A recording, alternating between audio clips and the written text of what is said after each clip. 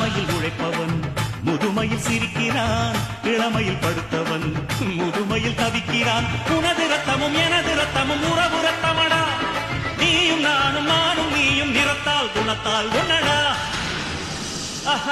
அதாண்டா இதாண்டா அருணாச்சலம் நான் தாண்டா, அன்னை தமிழ்நாட்டில நான் அனைவருக்கும் சொந்தண்டா.